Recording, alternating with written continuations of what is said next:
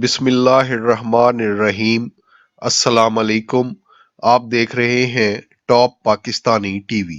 دوستو، پاکستان میں کاروں کی بڑھتی ہوئی قیمتیں پاکستان کے عوام کے لیے مسئلہ بنتی جا رہی ہیں، جس کی وجہ سے پاکستان کے عوام نئی گاڑیوں کو خریدنے میں دلچسپی نہیں لے رہے۔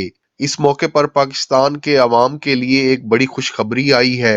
پنجاب کے شہر ڈیرہ غازی خان میں 60 ایکڑ پر تیار کردہ پاکستان میں آٹو موبائل اسمبلنگ کا سب سے بڑا پلانٹ مکمل ہو گیا ہے۔ اس پلانٹ کے ذریعے 10,000 افراد کو روزگار بھی ملے گا۔ آپ اگر کار اسمبلنگ پلانٹس پر کام کرنے کا تجربہ رکھتے ہیں یا نئی جاب شروع کرنا چاہتے ہیں تو اپلائی کر سکتے ہیں۔ اس پلانٹ کو پاکستان میں پہلی الیکٹرک کار بنانے کا اعزاز بھی حاصل ہو چکا ہے۔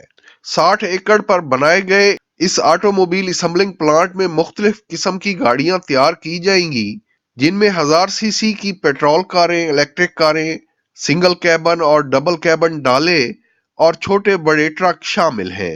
1000 سی سی کی پیٹرول کار میں چائنا کی مشہور کار زوٹ Z100 بنائی جائے گی۔ زوٹ Z100 الیکٹرک کار بھی تیار کی جائے گی اور JMC کے چھوٹے اور بڑے ٹرک بھی تیار کیے جائیں گے۔ پاکستان کی ٹاپسن انجینئرنگ نامی کمپنی نے ڈیرہ غازی خان میں یہ پلانٹ لگایا ہے۔ کمپنی نے اپنا پہلا شو روم لاہور میں کھول دیا ہے، جہاں چائنا سے درآمد کردہ زوٹ Z100 دستیاب ہے، جس کی اس وقت قیمت فروخت 14,80,000 روپے ہے۔ کمپنی کے ترجمان کا کہنا ہے، ڈیرہ غازی خان پلانٹ سے گاڑیوں کی سپلائی مئی تک شروع ہو جائے گی، جس کے بعد گاڑی کی قیمت 10 لاکھ تک کی رینج میں آ جائے گی۔ اس طرح زوٹ Z100 الیکٹرک مئی تک مارکیٹ میں دستیاب ہوگی، جس کی قیمت 19 سے 20 لاکھ روپے ہوگی۔